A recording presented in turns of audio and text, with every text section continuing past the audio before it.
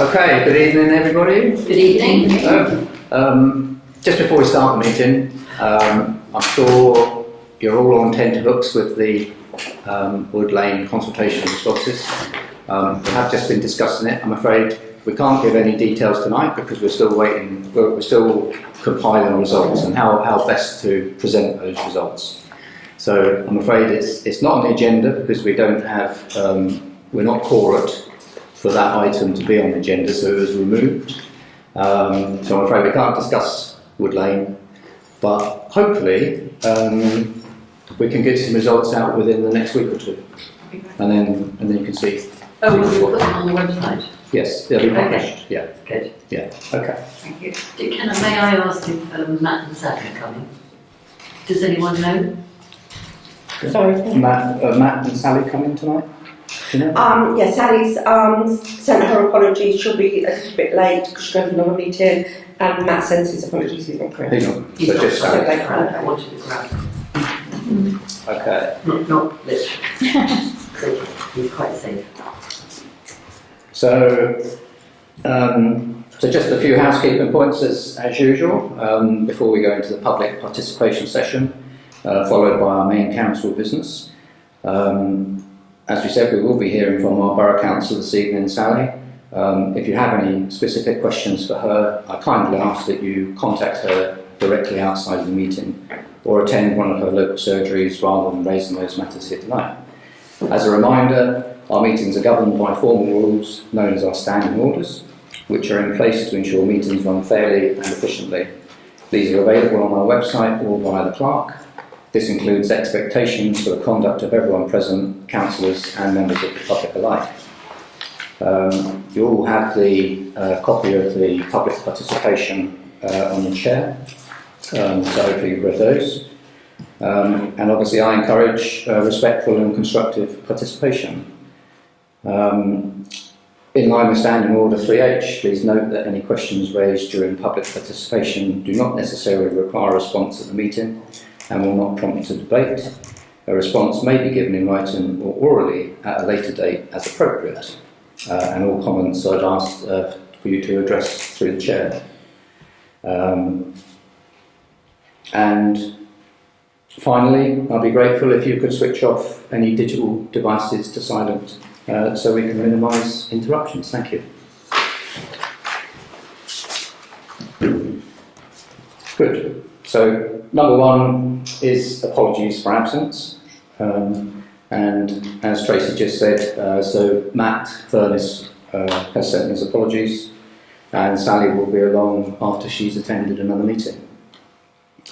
Number two, acceptance of minutes. So this is to confirm the minutes of the council meeting held on the 21st of July 2025 and are a true record of the meeting.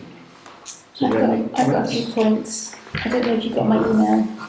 Item 3, I can't remember Councillor Jackson declaring an interest at the meeting. And in fact, I've listened to the recording which confirms my view. Okay, I'll check that. I mean, he stayed in for the discussion. If he was declaring an interest, he should have left, shouldn't he? The discussion was, right? About Wood Lane. Mm. So he was in the discussion. Did you email them to me? I did. Was it just to me or did you email them to everyone? No, I just emailed them to you. What, today? No, I emailed them about 10 days ago.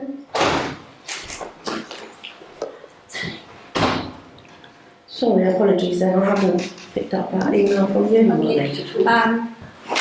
Also, I did ask that the advice I received from the monitoring officer be recorded in the minutes, and that's not also appeared in the minutes.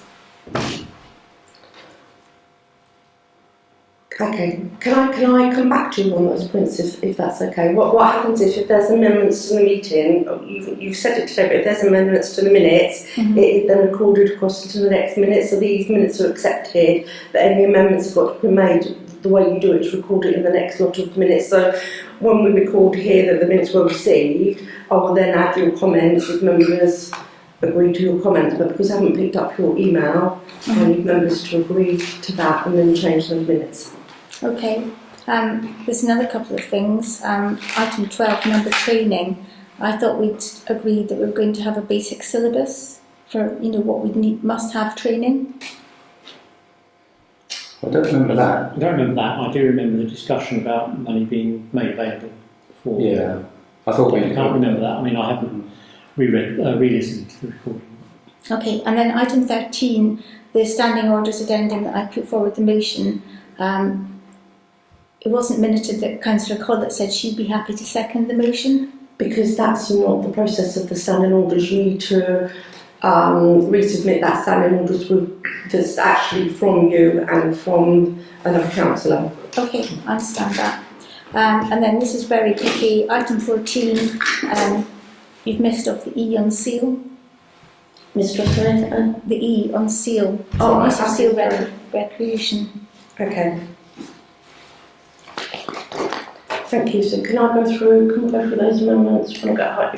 So the normal process is that apart from those amendments, these will to record. So you sign these and then we bring the amendments into next month's.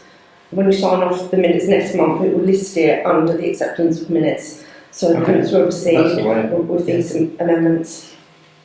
Okay, so we're signing off these as a So you always sign off these minutes. So these were the minutes. And the way that you do is you bring the amendments into where it says agree the minutes on the next meeting. The minutes were agreed subject to these amendments. That's the correct way to do it. But so you can't. So you're signing these off, but then you're going to carry the amendments forward. Yes. So actually, they're not really Yeah. signed off. Yeah. They're not the correct reflection. But that's the way that you do it in local government. I mean, you can defer these minutes if you like, and then I can go back and I can send you through the section which tells you how you do the minutes. But trust me, that's what you do with amended minutes. That's correct. But if you're not happy, you can have a vote and you can just defer the sign. Correct. Yeah. Yeah. Okay. Okay, I'll bow to your authority, yes. Okay, if that's the right way to do it. Yeah. Sorry, when we look up those minutes later on in a year or two, it won't show up that they were incorrect, would it? If there's any, sorry, I hadn't picked up Councillor Parrott's email. We've had, as you know, we have had problems with emails, so I don't know why I haven't had it. Well, we'll go back and have a look. But these are the draft minutes of the meeting, and then any amendments of the government that go through to the next minutes.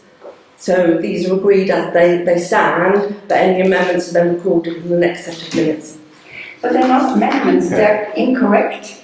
So you now put on record something that is incorrect. So if I go in 2 years' time to that meeting, it will come up with the incorrect. Or is there a reference that it says that amendments are coming up in the next one? But in a court of law, they would always look at, they wouldn't look at one set of standalone minutes. That's how it's recorded. So the amendments of this meeting are carried into the next. Okay. After the meeting, I'll send you the. I can't get it now because we don't have internet in here, but I will send it to you just a bit, put your mind at rest. That's okay. Well, I think it'd just be a case of that you'd have to look at more than one set of minutes if you want to see if there's any updates or amendments. Okay. Number 3 then, disclosure of interest. So to receive from members any declarations of interest in relation to any items included on the agenda for this meeting in accordance with the Councillor Code of Conduct. Nothing from me. Nothing from me. No, nothing from me. Any DPI dispensations to receive and consider? No. Okay, so on to number 5, public participation session. Is there anyone that would like to say anything on items on the agenda this evening?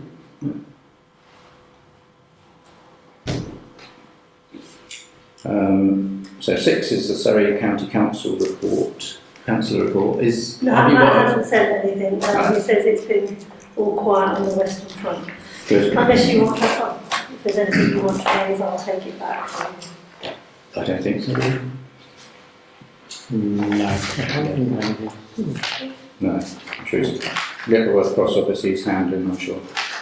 So yes, number 7. Sally, would you like to?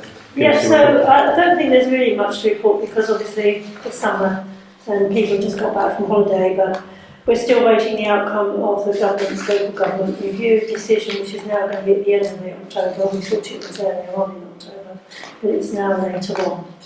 So I think we're in a bit of an abeyance, if you like, pending that. So work is still going on, but you get the feeling everybody is feeling a bit blur until they know what the outcome is going to be. The other thing is Matt and I are just working on the dates of our surgeries for next year. I've just been to Putnam and I think I'm going to have to swap around the dates for Seal and Sands and Putnam. But I think it's going to be the 8th of November, venue to be decided. This year. We're doing one before Christmas. Where will you be? I've just got to find the location then, but we'll let you know. Okay. Matt will put it on the Facebook and everything. Oh, okay. Yeah. Thank you. So Excellent. that's it really, unless there's any Guildford issues, any planning applications or anything you want to follow up on? Not as yet. I did receive an email from the Chief Exec of Farnborough Airport, no doubt everyone else did, saying that they're about to put in a new application. Okay. So I hope that Guildford will. The same. Well, you have you're able to respond to that, aren't you? Yeah, Yeah. and we would probably make sure that's okay. Yeah. We're just waiting for to see what happens with McDonald's, obviously, on the A31 and whether they're going to put in an appeal. Yeah. Okay. Brilliant. Any questions for somebody? Any questions for somebody? No. Okay. No, brilliant. Thank you very much. Thank Nice you. to see you again. And you, thank you. Okay, number 8 then, finance. So this is to approve the list of payments that we had. Yeah, so I just wanted to explain that I've now had time to start concentrating on the financial side of the council. So I've started afresh so that I can understand the figures and see where it's done. So I've produced an Excel sheet of the payments and the incomes to date. And then I've done a bank reconciliation because I was concerned about comments last meeting that we might go bankrupt. And I just wanted to confirm that at the beginning of the year, the cash in hand, we started off with 40,525. As today's date, the current bank statements, we've got 997.95 in the current account. That is because we are still due the other 50% of the precept. It comes in after 6 months, so any day now we should be getting that precept in. And then in Lloyd's savings, we've got 36,965.58 in there. I have sent these to Ian, who's kindly just, I feel more comfortable if somebody just double check the figures for me, but that's where we are today. You've already had them. I've received it, I haven't had a chance to look at them. They arrived sometime this afternoon, they're on out, so it'll be one of my jobs to do over the next couple of days. And to comply with our financial regulations, we should be reconciling accounts on a quarterly basis? Yeah, so that's why I've done that bank reconciliation. So it's bank reconciliation that they want you to do. Yeah. And that's what Ian will check for us, that what we've got in the bank ties up with what we're saying our income and receipts would do. So can we ask Lynn or Andrew to do that? Because obviously, Ian and myself now and Nicola have access to the bank, and I thought it was a good thing that those that don't have access would be better placed to check. yes, Figures. I know it's only a reconciliation, isn't it? But yeah. Okay. well, no, I think if you can check it as well, but maybe if it's passed to Ross, if Andrew's away, whether Lynn can have a look at it. So you just want me to check your figures are correct? Well, it's a reconciliation, so just looking at the bank account and looking at the figures that Tracy's produced and just checking that the ins and outs So mix. you provide the printout from the bank account? So I haven't quite got access. I was hoping that the reader would be in the post box, but obviously it hasn't yet. But at the moment, Ian has had access to the bank account and then has been sending me bank statements. So what will happen is before that, we'll send you a copy of the bank statements and we'll keep a running total of the. It'll probably be easier if I put this then onto Share Drive, won't it? Yeah. Then all my members can see it. Yeah. And then really it's just every quarter you just need to sign that what's on the bank statements reconcile with what we say our payments and receipts are, just to reconcile that the two figures tally up, really. Sure. Mm. I think that's a good, yeah, it needs that check, doesn't it? Yeah. Yeah. Okay. Okay. Okay. That's good. Do I need to sign anything? No, because I'd rather Ian Look at them first. check them first, so that's okay. Okay. Is that all for finance this evening? Yes, is that all that we'd put on there? Yes, yes. Yeah. Okay then. Number 9, audit requirements. So the council needs to consider the following to meet our audit requirements. So the first one is to agree to adopt an IT policy. So you sent one around, Yes. and I made a few comments because I think they needed tweaking to be Yeah. more suitable for us, didn't they? Yeah. You made some comments as I well. did, yes. So have you amended that policy at all? No, I haven't. Yeah, I haven't brought that circulate. So I mean, we don't have to actually adopt it tonight. As long as we do it within this financial year. Yeah. So if I can just explain, if you. I don't think I've seen an IT policy. Yeah, what happens is every year, the audit regime brings in more and more tests for like council. So it's called an Accession 10, and one of the accessions we've got to do is have an IT policy. So that's what we're now creating. So I've circulated some, and comments have come back. But as long as we have the trail that we're doing it, and then we can have it ready for the next meeting. That's fine. So we can keep it on the agenda to look at when we've got something better in place. Yep. Okay. To agree that the parish clerk is appointed data controller for the council. So I presume this is the GDPR requirement. Yeah. Well, I don't have a problem with the clerk being appointed data controller. No. Definitely not. No. So all in favour of clerk being data controller? To receive and consider the financial risk assessment. So again, this is work in process. I've circulated it. On the audit for last year, this wasn't considered, so they've just made a comment. Once that comes back, I haven't had the final audit results back, but they have emailed me, and that will be a comment that the council didn't consider its financial risks last year. And I know we've made changes to where payments and things are done, so we just need to put that.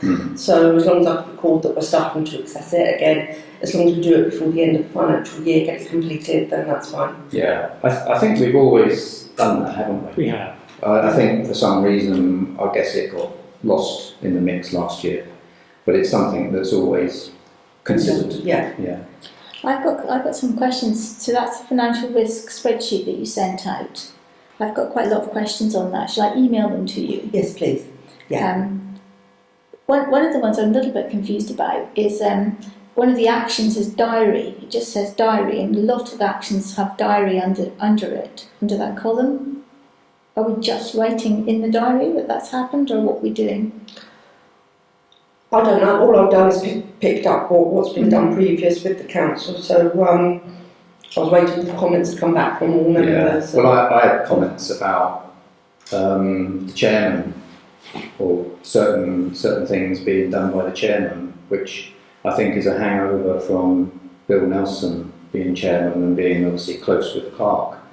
Whereas I don't see how we can continue with the chairman doing those, or like you say, I mean, we do need some sort of, I'm sure you have some sort of day book that records certain actions that are being made by the clerk, so I'd hope that a diary or day book or minute book would be applicable, wouldn't it? Yeah, your minutes are your record of the actions that a clerk does. Well, we can iron it out, can't we? I think that I had lots of comments myself about it.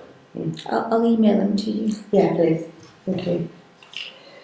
Yeah. Yeah, similar to Lynn, I've got a number of comments Yeah.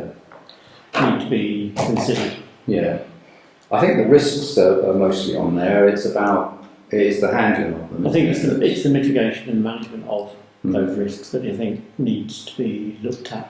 Mm. Given I think I just want clarity because we're checking everything every week. But who's checking everything every week? No, I don't think we are. that's some of my comments. Yeah. Some of them are weekly, which I don't think is feasible or certainly not needed in many cases. No, it seemed a little onerous in Yeah, some it parts was a bit onerous. and vague in others. So we need to tighten it up and modernise it. I think I got a feeling. I don't think that document has changed in many years, has it? No, probably 23, 24, probably so. Yeah. So it's not many years out of date, but it is a few years out of date, Yeah. a couple of years. Okay, so that's something we can contribute to then and get fixed. I think it was when Bill was doing it with Margaret, it was easy to do things weekly because she was paying bills and therefore they could check things weekly. But that's not the way it's done. We can't. We don't have that. We can't do that now. It'd be too onerous, wouldn't it, on clerk time? Yeah. Okay, and then next point is to appoint an internal auditor for the 25-26 financial year. And I know that you had looked at. Yeah, I'm coming on that. So we have to record that we appointed an internal auditor. So we've had one quote come back in, so I collected that. I was a little bit concerned about that because it just said by the hour. I'm normally used to receiving a fixed cost. Could run away with you if an auditor was charging by the hour. I've had an email back from Bill who said that he'd like to quote, but he's on holiday at the moment. So I think to have a fair comparison, maybe we could just defer that till the October meeting. But what I must say is he did put the accounts together at the end of last year. You shouldn't have an order to put in your account. You should be totally remote. You should be auditing the accounts, not putting the accounts together and then auditing them. Well, I have mentioned before my concerns about that position. So yeah. I don't think he put the accounts together, did he? I think he reviewed the accounts at the end of last financial year. I was told that I think Leslie employed his help with them. Oh, fine. Okay. Yeah, he did confirm that to me. I understood that the internal auditor had to be completely independent and have no links to the parish council. No, they don't have. They're not. Links to the parish council in what respect? Just, they shouldn't, because I thought internal audit was internal, and so I looked up what it meant, and it just said that it should be somebody who is completely independent from the parish council. Yeah, so what they mean is independent from dealing with the accounts. So you wouldn't have your counsellor be your internal auditor. So they're independent from the accounts, and that's what I'm saying. Last year, I think, because of how it was, he helped put the accounts together at the end of the year, he then shouldn't be auditing the same accounts. But it's quite good to have lots of councils do go out, which you've just got your day-to-day running here. You do go out to somebody to put your accounts together because it's quite a bit of work for audit. But those two roles should be separated. Yeah, I think we should probably find some other people to offer the internal audit. Even if we need Bill's help from an accounts point of view, I'm not sure, but I think the internal auditor should perhaps be somebody different. Okay, well we can continue to look at options then, can't we, on who that can be. Okay, number 10 then, play park inspections. So initially this is to receive the annual play park inspection report and to ensure that regular inspections take place and are recorded as part of insurance requirement. So the inspection report that we receive is very comprehensive, and it goes through every piece of play equipment, the ground covering, gates, fences, and it does show that despite our play areas only having been totally refurbished, well, certainly sealed not that long ago, that we've got some serious issues, haven't we? With pieces that are failing and pieces that need maintenance work. Is this vandalism or is this use? No, it's just use. Yeah, that's a goodish thing. So yes, it's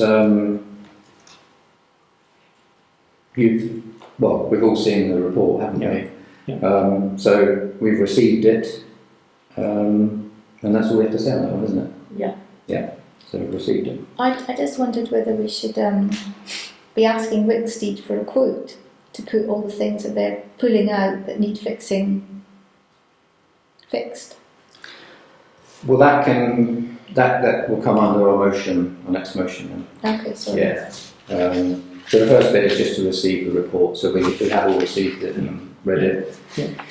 So yes, motion is to receive and consider how we are going to proceed with the Wicksteed report on the play equipment at Seal and Sands Recreation Ground. So a full and detailed report from Wicksteed was completed on the 11th of July 2025 and outlines several moderate actions to increase safety on the Seal and Sands play areas, some of which detail rotting wood on fencing and climbing frames.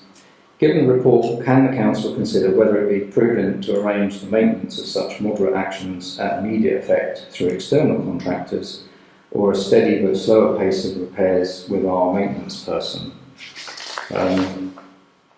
So this was raised by Councillor Collett, and obviously she's not here this evening.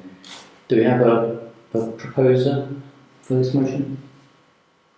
Yeah, I'll propose it. So you propose a seconder? I'll second it. Yeah, okay. So Lynn, you have some comments? Well, I just thought that maybe we should, in the first instance, ask Wicksteed how much it would cost. Because they provided the report and they know what all the faults are and they know what needs putting right. What would they put as a price on it to fix it? And to get a rough idea of what we need to do. I mean, we know what we need to do to sort it, but how much would it cost? Because it seems to me there's an awful lot of stuff to do. If we just got Steve trotting in, it's going to take him till next inspection, isn't it? I would think the thing is, there's on the report you have low risk, medium or moderate risk, and then high risk, isn't it? Yeah. So we do have lots of low risk things. So you can say, obviously, we would look at those most pressing that need to be done first. I have thought the same thing as you. If we get Wicksteed in, we know that they do charge a lot of money. A simple bearing that I looked up was about £12. They charge us about £86 for them. But admittedly, that is with possibly something else going on. It's not all the labour to fit it. So they are expensive. But I take the point that we could get a quote from them to cover everything, or even perhaps anything above low, perhaps. Well, I have no idea how much it would cost, and I have no idea how long it would take Steve to do it, for instance. And it seems there's quite a lot of things that are potentially like the rotten wood. That's not going to improve over the winter. So are we going to then stop allowing people to use any of these bits of equipment until it's been addressed? Like the one in Seal where the step came off and became dangerous. Do we want to wait until something splits? Because there seem to be an awful lot of splits. And potential water ingress potentially causing a lot of damage. Yeah. Well, I'm not an engineer. I would say that you can get splits in wood and it not prove a problem. I mean, I've looked at some on the wreck here, and there are huge splits in the timbers, but it still feels structurally sound, and I think that's been borne out by the report. It hasn't brought up that there was any issues on those pieces. But yeah, I take your point. I mean, there's no point us not looking at health and safety. That's what we've got to do. I mean, some of them were, getting their fingers trapped and that kind of thing. Most of the people using these playgrounds are going to be under 8, I think. I think once they get to 8, they're doing other things. So they're probably there with their mothers anyway, being supervised. I mean, things like the gap underneath the twirly things that doesn't conform to the standards. I mean, are we going to push all these down so that people can't get trapped underneath them or build up the ground? Well, exactly. I think the gate thing is interesting because didn't they install the gates? Or there's people like Wicksteed install these things, and they should have been installed to whatever the Standards were. I do think there are some things that probably are low risk that Well, I think we can. my view was there's 2 levels of risk that we've been given: moderate risk items and low risk items. I would suggest that the moderate risk needs addressing first. The low risk could be addressed through a schedule of maintenance with the maintenance guys. That's going to take him a long time because there was a lot of them. But maybe we could increase his hours if he's willing, just for clearing this backlog of low risk items. But the moderate risk items we need to address.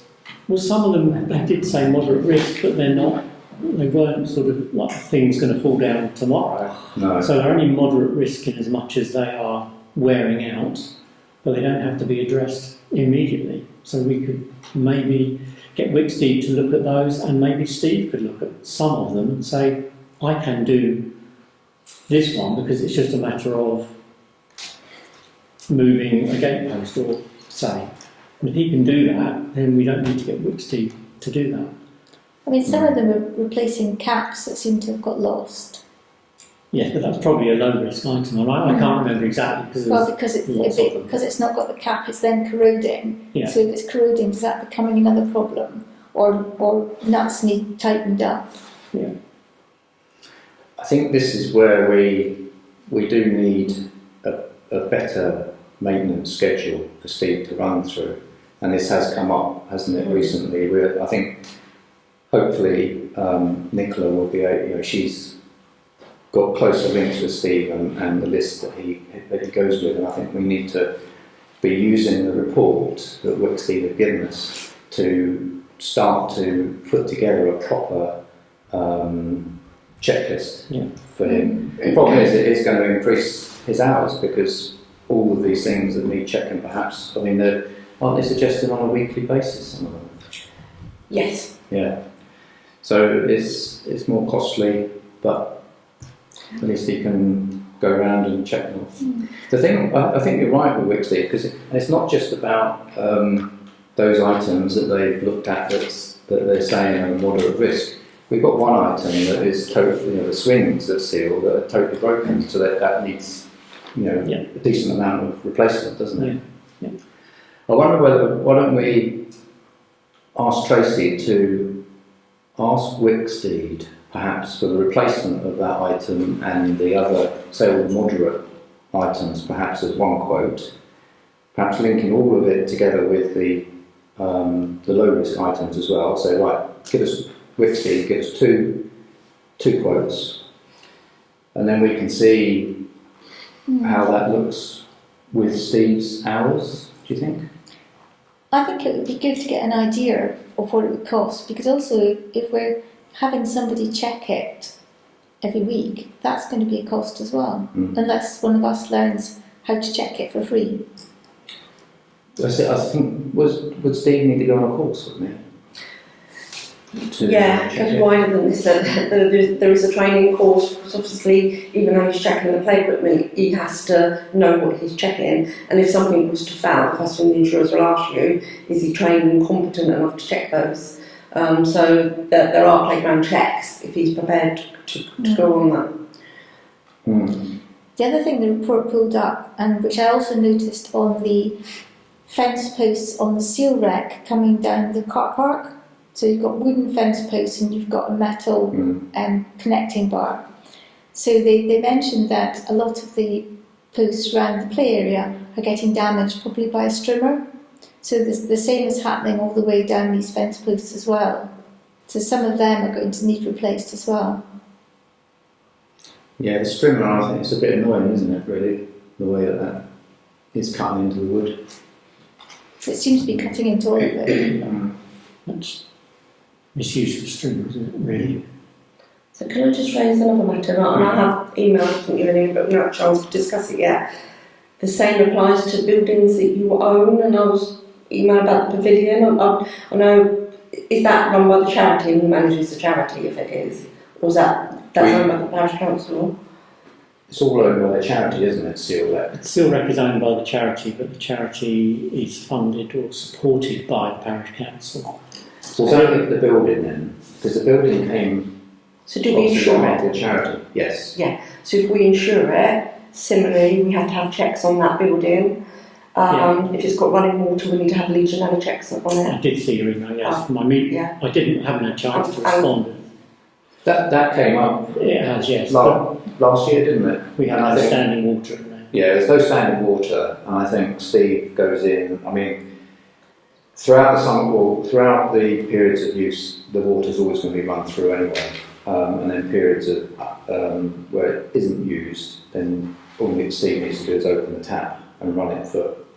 The only standing water we have is in cisterns, toilet cisterns. But have you actually had a Legionella expert test on it? No, but I think, is that not required only if you have stored water?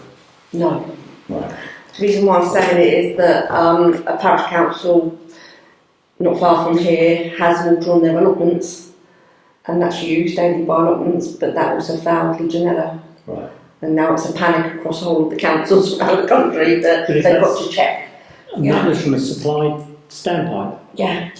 Well, that's. I know. Really? Yeah. So that's coming from the mains then? That's main water. That's getting on the topic, isn't it? Yeah, it's on another topic, Yeah. but it's just something we've got to bear in mind with buildings and things that you check. Let's think about that outside of the meeting then, because I think otherwise we will get railroaded.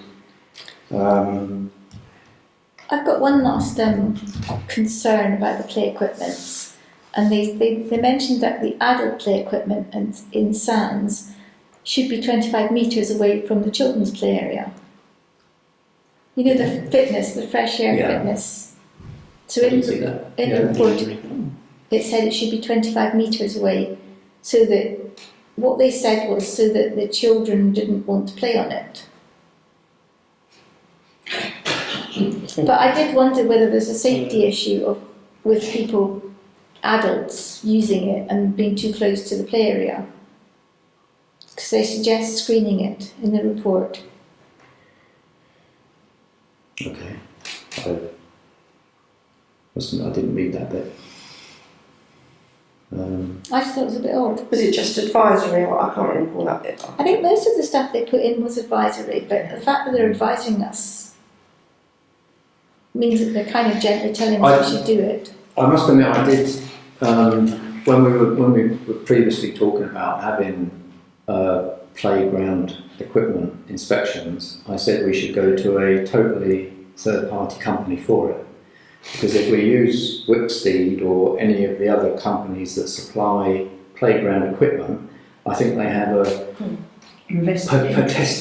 potential invested interest in what they report. So as much as I'm happy that we can go back to Wicksteed and ask them, I am concerned that the report they've given us, you hope that they've given it totally unbiased, but you don't know, do you? Did they did they put the equipment in? They've done various bits.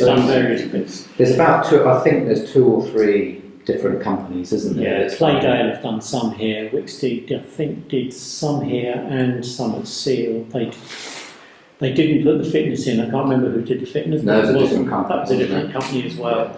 And the fencing around, the new fencing around Sands was another company. So there's 4 or 5 companies involved in the 2 recreation ground play areas. But I think there are third-party companies that will inspect, won't there? And normally a lot of councils use ROSPA. Yeah. It's a recognised company Yeah. that they use. I think going forward we should change that and look at them doing our inspections. I think that's the more seems to be the more obvious way to do it. So from our point of view with the motion then, I think by getting a quote from Wixty to see where we are with it, and we also then need to liaise with Steve and say, right, what actually can you do, and how long do you expect it to take you? But we'll have to give him a list of certain items, won't we, for him to have a look at. Tracy, if Steve isn't qualified, can he do anything? Yeah, he can do certain things. It's a more like the bulk type things. And Right, so he couldn't, for example, if there was a number of these moderate risks and Steve said, oh, I could do that Yeah. moderate risk, Yeah. we would say no, because you're not qualified. Is that right? yeah, Or would it depend on the moderate risk? What the working yeah, it depends. I'll go back to our insurers tomorrow and ask him that question. But I'm just trying to see whether we have to get. it's only a Wixty half-day or- training thing that they have to go on. You know, it's not an onerous training Right. thing that they have to go on. I think we could, part of the motion talks about our maintenance doing the repairs, so surely that would cover whether if he needs to do those repairs, then he needs to have a certain training. Yeah. So I think, should we agree in principle that that we would go forward with him having training if we end up with him doing the repairs? I imagine it's probably going to be cheaper doing that and paying him than it will be paying Wixted. But you don't pay for a quote, we'll get a quote for free, won't we? I think so, yes. Yeah, I think it's a good thing to get a quote. Yeah. Okay, so I'll ask for two quotes then, Yeah. and perhaps if we can, if you know who provides the training Yeah. for Yeah. that would be appropriate for Steve, so we can find out the cost for that, please.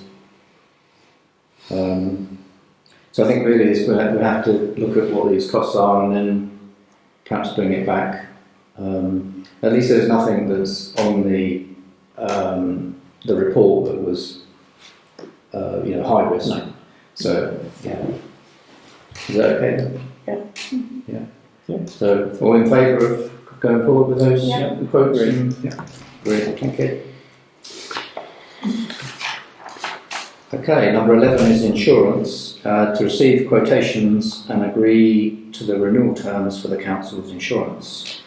So I know the insurance is up for renewal on 1st of October, isn't it? Yeah, I've been out for 3 quotes. I haven't received any of us back, just the one from the original one, which I know that we were looking at actually what we're being quoted for. I mean, my recommendation was they are reputable parish council insurers, and they do come in really quite competitive with each other anyway, and we haven't got a lot of time to insure it, but I now go back with that list and ask them if you can re-quote. I think what we need to do is, so Lynn said that she's put together a list of, Yeah. okay. Yeah. I put together Thank you. a list as well, so we can look at this and combine those. Yeah. What Ian did was good because that kind of laid out what the insurers have at the moment, and I was saying to Lynn earlier that I think where we've made additions to things like entrances and the like, and new gates, they seem to have been added on to the insurance, and it's not been taken. The asset hasn't been looked at and the value estimated as it is now. And I do think that we're possibly insuring some things and not insuring other things, and some things we're insuring that we probably don't need to. So if we can get a combined list together of the assets, then perhaps you can go back. Is it Cayman Company, isn't it? Because we have been. Yeah, they used to be Gaming Company, and then I bought Gallagher, Yeah. and then so- they insured Hiscock on total produce. Yeah, I think we've had them for We years, have had haven't them for a number of years. Yeah. So I think it would be prudent to go back to them with a list of updated assets, and they can you can chuck it at them, and they can say how they want to insure us for it. Okay. I think the renewal date is before our next meeting. Yeah. Well, I think what we'll do then is we'll have to say we'll have to agree tonight that that's what we'll do. We'll put together a list of assets that is up to date. We shall value them as best we can, and ask you to obviously get a quote from them. But I imagine we'll just have to go with that quote for this term. Yeah. I mean, to be honest, if we've got the list of assets and the values correct, then the quote is going to be whatever the quote is going to be. No, I don't think it will be significantly different. No, there are some things that are missing on the insurance at the moment, both the defibrillator kiosks and defibs and that. But then there are some things that possibly we don't need to insure either. You know, if they're damaged, we take them away and they don't need to be replaced immediately. But do I have the authority to go ahead with to renew the insurance? We've got to renew the insurance. Yes. But then I I'll think circulate for me, quotes on that in principle, and I'll circulate quotes on that to members that they're coming in with. Yeah. Yeah. Do you have any problems with that? No, we've got to have insurance. Yeah. Yeah, I don't think we can't not be public liability and like at the minimum. Yeah.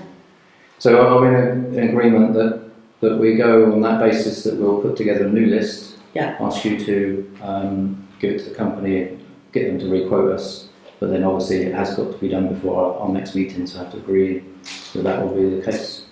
Everyone in favour? Yep. Yeah. In favour? Yeah. Okay. Okay, number 12 is the electricity contract. So it says for the defibrillators, so to agree to proceed with the SSE electricity contract until March 2026, combining the two contracts together. So the electricity that feeds both of the kiosks is called an unmetered connection. So it, as it suggests, it doesn't have a meter there. So when we put the defibrillators in, we agreed with them how much energy they consume.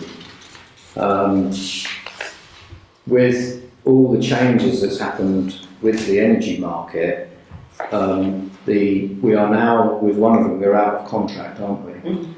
And they're charging us £3.50 a day or more standing charge, and a higher rate of kilowatt hours. Well, they're not high kilowatt hour users, but obviously the £3.50 or so, or might even be more than that, mightn't it? I think. I can't remember now. I looked at these a couple of weeks ago, and what might be prudent for us to do, so one of them is out of contract now, but we'll look to do a short-term renewal contract on it, which isn't the best terms, but they're probably about the best we can get at the moment. And that will take us up until March 26, when the other one renews. And then we can renew both of them together and hopefully get a better rate. So it's just, I've looked at other quotes, I think you've looked at other quotes based on what we can get, but we're kind of being held to ransom a little bit on those. So is that 3 supplies? Pavilion, No. two defibs? Just 2, we only talk about the 2 defibrillators at the moment. Okay. Yeah. But next March, is that going to be then 3 supplies? Or is it, Oh, I don't know. I don't know about the pavilion.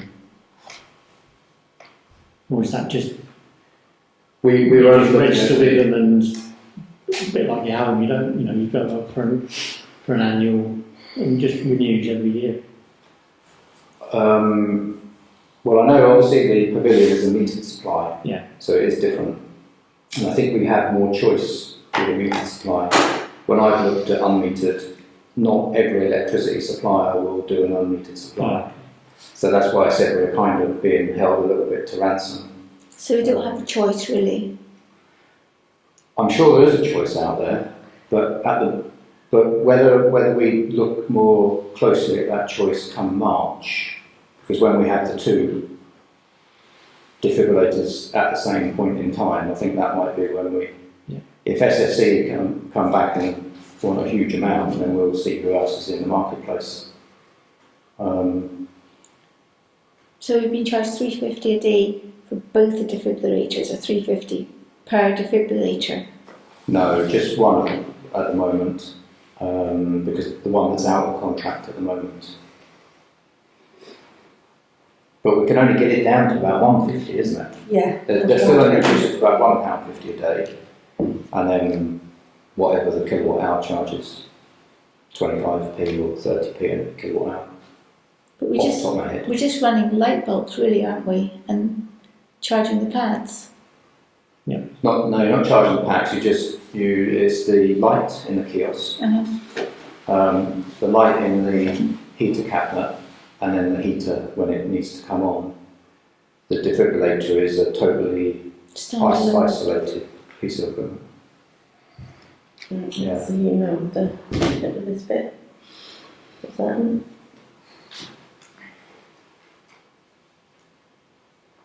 No, I did give you the renewal things earlier. But the longer we leave it without agreeing that we go ahead with taking the contract up to March, the more they're going to charge us on a daily basis.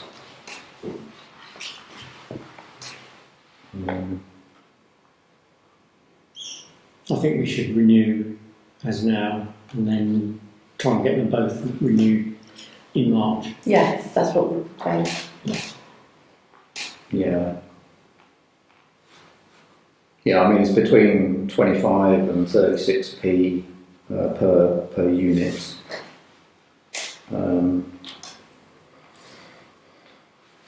How do you know how many units we're using if it's not metered? No, it's agreed up front. Okay. So when I arranged with SSE, I have to tell them the kilowatt hour charge, kilowatt hour use of each of those pieces of equipment, or how many watts, kilowatt hours that they use, and then they determine what the charge will be. I see. So it's a fixed. That's why usually the bills for the two kiosks will always be the same, because it's a fixed rate, whereas obviously the pavilion is dependent upon usage.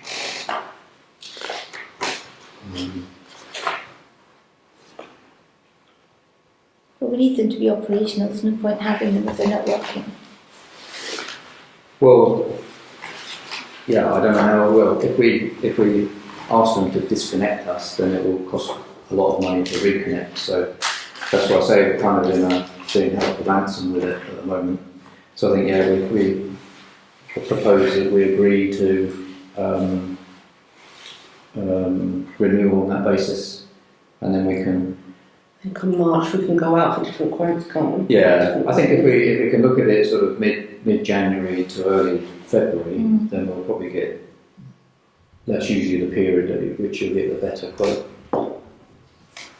So is that everyone agreed that we go ahead with that? Yeah.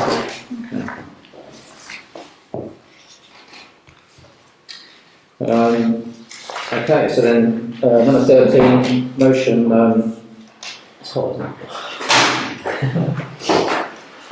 Remembrance Sunday planning to receive and consider the arrangements for this year's service at Seal War Memorial from Seal and Sands Royal British Legion branch, and to include road closure, marshals, signage, notifications and refreshments. Members are asked to agree on these arrangements. So this really is this year to try and clarify all these arrangements, and obviously there was some consternation last year about where the road blocks were placed. So on the basis that Guildford, the onus is up on the parish council to make sure that the event is safe, and therefore keeping the vehicles away from people that are attending the service. Hence why I took the decision at that point to move them further away. Well, the two the one on Elstead Road South, mainly. So did you see the email with the plan? The plan with the No, road closures? no, I've not seen that. I haven't seen a plan with road closures. I sent it on Sunday, or Saturday or Sunday. Yeah, I've got it. You've got So it. how far south are you closing Elstead Road? So it'd be the same. So there'd be a roadblock at the entrance to School Hill. So the School Hill will be able to access. Yeah. So you still get into School Hill. Does that help? Or do you want it closer? No, that's fine. Only you've got a box open. Oh, there's a box there somewhere.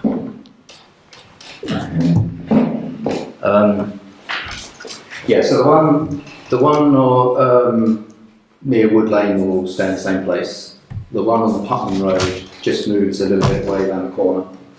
And then the one Elstead Road South will be, as I say, at the entrance to School Hill. So will they be able to access School Hill? Or- Yes. Because the barrier you've got there looks like School Hill's closed off. No, it's It will be further right south. right on the junction. So they'll be able to come in Yeah. from there and they'll be able to exit from there. Yes. Yeah. So last year I mail dropped each of the houses on School Hill just to ask them during the closure time if they can go out the southern entrance, which I think everyone's happy with. But this year what we could do is to say the marshal that is on that southern barrier, he can ask the vehicles that are turning up, are you attending the service? And if they are, then they could park down the hill like they have done before. And we still have just a barrier closer to the memorial and a barrier on the bottom of School Hill, which would be unmanned, but it just stops the cars from going any further. Piling out, yeah. Yeah, but it was some miscommunication last year, really. But I think we can iron that out. Hence why I'm suggesting it now. Yeah, my only suggestion is that whoever's marshal, or the marshal at the far southern end, i.e. top of School Hill entrance, doesn't allow people to park down School Hill if they're attending the service, because you're going to then block people coming out of their houses trying to go south if they're coming out of School Hill. Don't mind them parking Elstead Road, but not School Hill. That's the only. I have a client that uses the village hall on a Sunday morning, so I've already told them that the road will be closed and they won't be able to access from the north, and it will have to all come from the south. Yes, during that time. Yeah, So what time will they be closed? it's 10:30 till 11:20. Okay. Yeah, that's cutting it back 10 minutes as well, because last year we did 10:30 to 11:30, but I think we can cut it back to about 10:30. Sorry, 11:20.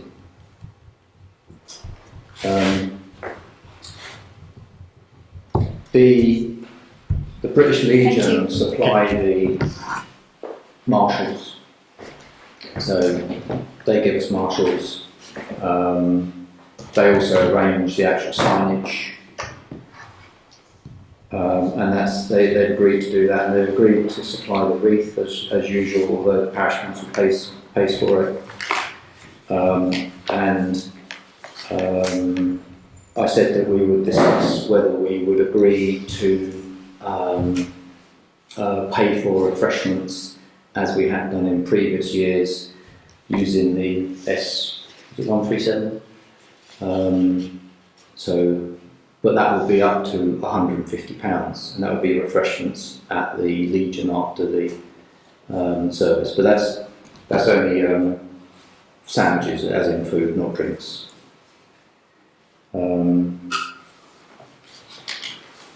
Also, I prepare 3 signs which we put out a week in advance. I think I gave a cost of about £56 plus the delivery. So signs placed at the memorial, and then one on the Putnam Road, and then one on Elsted Road towards Littleworth Cross, and that just gives warning of the closure. It does help, I think, or has helped since we've done it, to stop so many cars coming through. So I think, yeah, really it's whether or not we're in agreement that we move on that basis. Shall we leaflet the residents of School Hill again? Because we've had quite a few new ones move in. Yeah. I've got a note somewhere that I used last year that we can put out.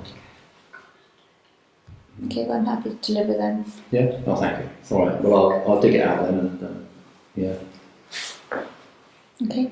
Okay, yeah, no, I agree. So, well, I propose it. Do we have a second, everyone? Happy to second. So, all those in favour? We're welcome to that. Thank you. Can I just confirm you putting in the road closure? Oh yes, yeah, I'll put in the Yeah. road closure with Guildford. Yeah. So the road closure on that basis, it'll be 10:30 until 11:20. 11:20. Yeah.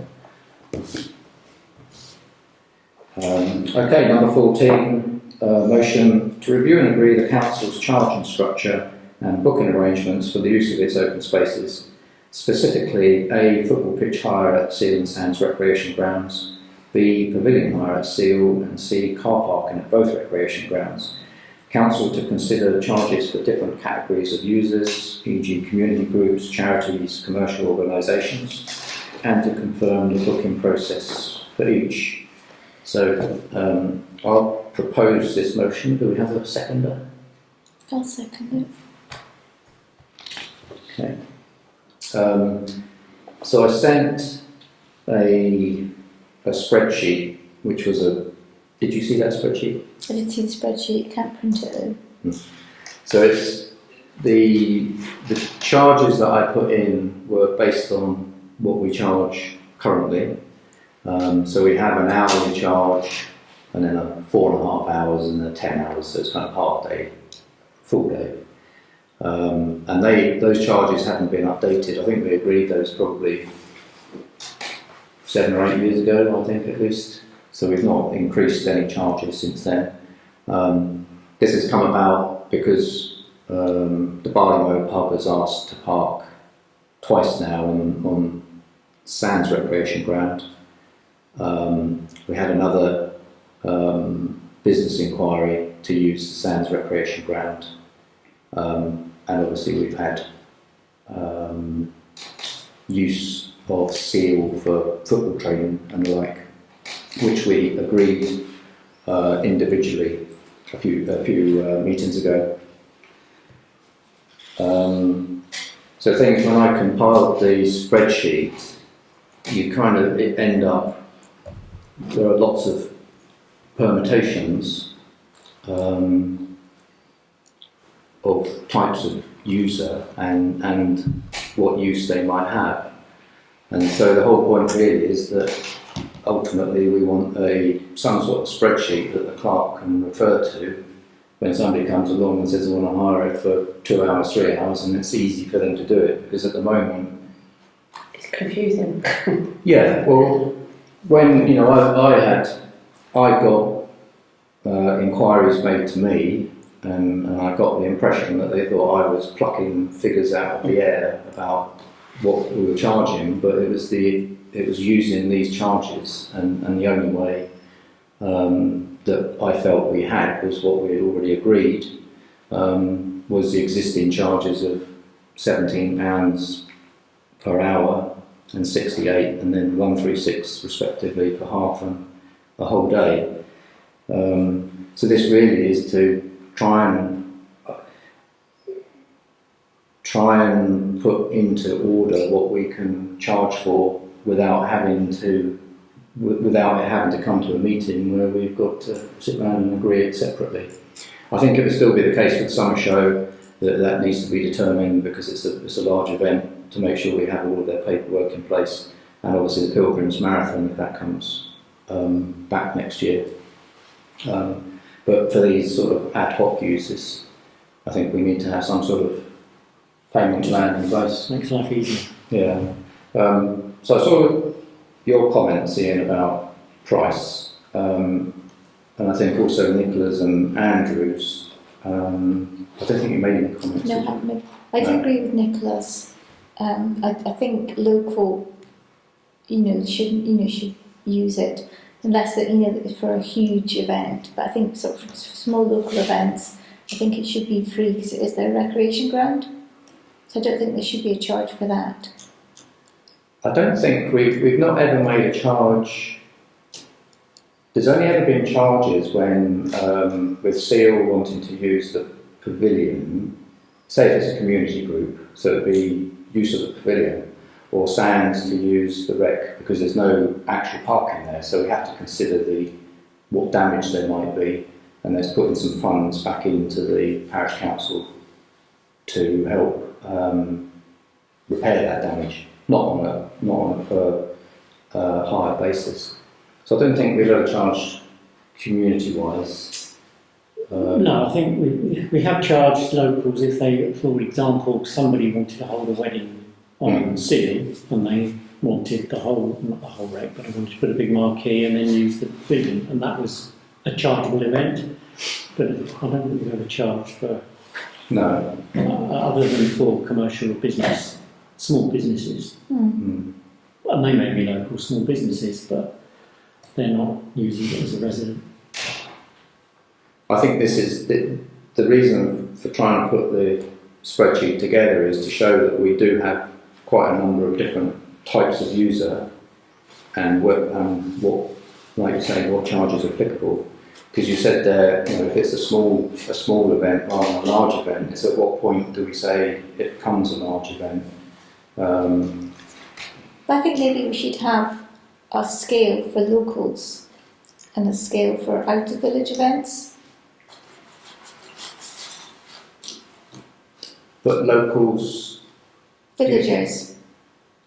business owners or just individuals? Well, if villagers want to use the rec, I think I use the Seal rec for football parties, and so I paid for that. So maybe have a chargeable rate for locals to use it for these kind of things, and a slightly higher one for out of area people, like the football clubs. None of them are local to the village. No, well not at the moment, but that may change like that. But then we can assess those individually, couldn't we? I've got a column there for community/parish residents. We've got charity and then commercial/business use. So, yeah, there's no reason why we can't put figures in there according to those. And if we need another column that says out of parish users. Does that make it more complicated? Some councils do put something in that, local residents will get 10% discount or something like that. Right. So we could do it the other way, couldn't we then? We just have a single rate, but then if they are residents, then they get a discount. Yeah, that might work. I think, because this to me is a bit involved, I think we need to, I'd rather, perhaps we go away and Just work out an hourly rate. yeah, and then we bring it back to our October meeting and we can agree it then. Is that okay? Yes. Because then you can, I think we need a bit more discussion, don't we, about what type of user versus how much we're charging. Because the bar we know is a business, and we need to make sure that we're getting that right. Because other businesses have asked to use it, haven't they, in the past? So, Yeah. Yeah. So can we agree to defer it for the moment to the next meeting, and we'll look at putting costs into these boxes to make sure that we're all happy with it before the next meeting? Yeah. Okay. Great. Yeah. Yeah. Excuse me, would you mind very much if I go? No, thank you for coming. I've got a slight problem with my back and my arm. Thank you. Okay. Bye. Bye. Bye. Okay, so 15, to receive updates on the following items, which is the neighbourhood plan working group. So, our chair of the neighbourhood plan working group is Andrew, isn't it? It is. Obviously he's not here this evening. Do you have any updates, either of you, on I can tell you where we are, in as much as we have now gone through all 6 of the documents that we've got as part of the neighbourhood plan, and we've reviewed all of the comments that were raised on the most recent version that were raised by the consultant. That was back in December, I think. And we have got a response for each of those. Some of them, very few, in fact. Probably less than half a dozen. We've got questions on what does he mean, or he said, I'll be happy to discuss. So we will do that, have that discussion. And our next meeting is scheduled for 6th of October in Seal Village Hall. I saw it, yes, yeah.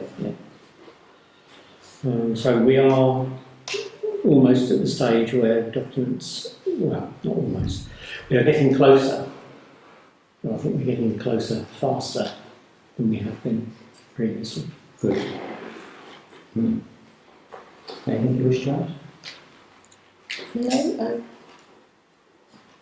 we're just hopefully going to pull it together faster than, get it done.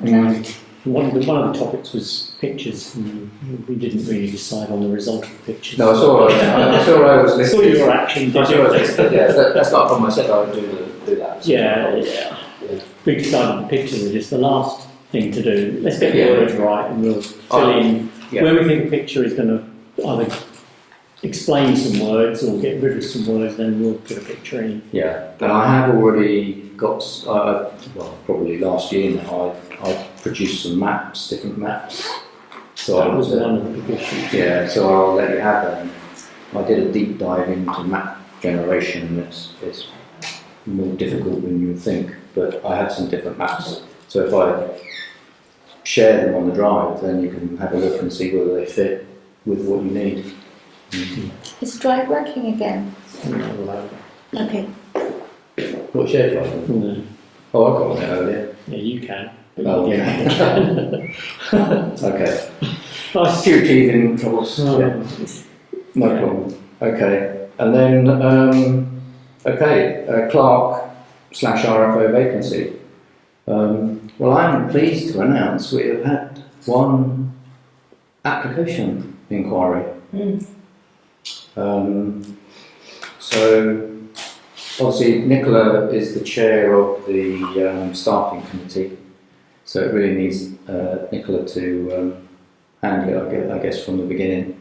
But it's good that we've had one inquiry. The advert we have running with SLCC, don't we? And also SALP. Yeah. Yeah. So we are still advertising it. Yeah, till the end of September, and then we set interviews mid-October. Yeah. Yeah. So we've still got a couple of weeks yet to run on the ads until we make a decision. But I think we'll get back. Well, you have spoken to the applicant, haven't you? So we can. Should I acknowledge her? Because she's emailed you direct as well, isn't she? Yeah. Should I acknowledge? Yeah. Yeah. In Nicola's absence, I'll do that then, and just say thank you very much. Yeah. Great. Okay. So good. Okay. So 16 date of next council meeting is the 20th of October, 7:30 at Seal Village Hall. Thank you very much for coming. Thank you. Thank you.